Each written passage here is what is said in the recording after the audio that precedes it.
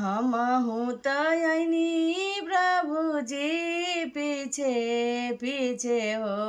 रौरा ऐनी आगे आगे हो रौरा ऐनी आगे आगे हो हमारो इज्जतिया प्रभु जी रौरा हाथ में हो यामा संगमा कहिए करबी हो यामा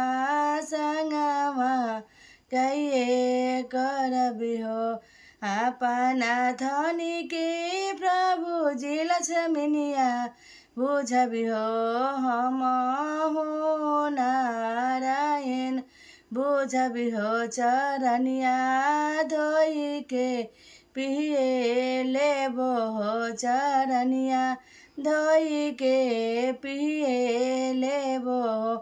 हमारा के सासू या अपन बेटी जनिहे हो सासू के मम्मी बुझिए लेबो हो सासू के मम्मी बुझिए लेबो हो।